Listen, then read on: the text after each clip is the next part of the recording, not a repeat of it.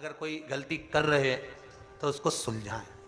कितना सुंदर लिखा है, अगर पति और पत्नी एक ही थाली में भोजन करें तो वो मदिरा के तुल्य होता है। और भीष्म गीता में कहा गया, पति के जीमने के बाद पत्नी अगर उसी थाली में जीम रही है तो चारों तीर्थों के प्रसाद से बड़ा महाप्रसाद होता है।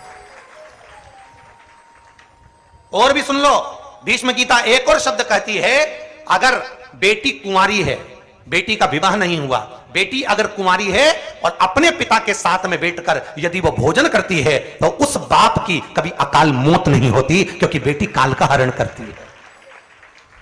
गौ माता, बेटी और ब्राह्मण, ये तीन काल का हरण करने वाले होते हैं।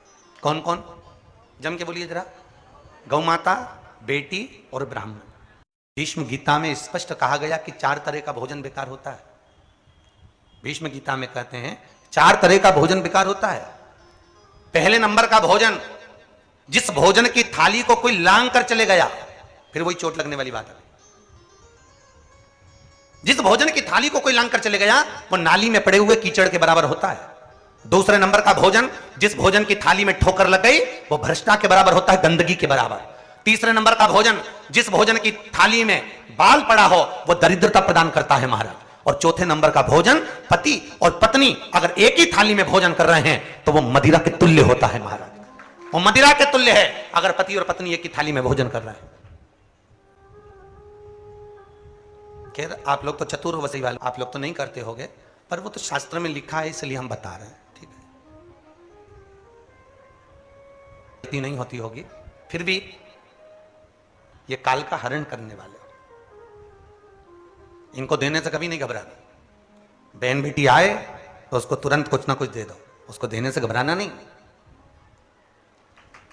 बहन बेटियों को देने से कभी नहीं घबराना चाहिए, उससे घटता नहीं है, बढ़ता है। और करे क्या, जब जब बहन बेटी आती है ना तो भाभियों का मुंह भगोना हो जाता है। 4 दिन के लिए बहन बेटी आई, उतनी देर में तो भाभी का मुंह भगोना कब जाएगी। और तो और बच्चों पे चौकीदारी बढ़ जाती, बच्चों से कहते जा दादी के कमरे में बैठ जा, तो बच्चे कहते मम्मी तू तो बोलती थी हमेशा पढ़ने बैठ जा, पढ़ने बैठ जा, अब तो न तू कहती कि दादी के कमरे में बैठ जा। तो मम्मी बोलती जब तक बुआ यहां रहे तू दादी के कमरे में रहे।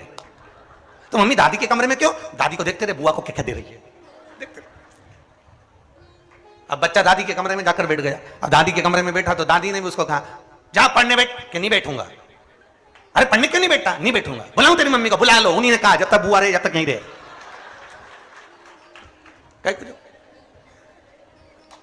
अरे देने से नहीं घटता। वीडियो पसंद आए तो प्लीज लाइक कर सब्सक्राइब करें और कमेंट में हर हर महादेव जरूर लिखें।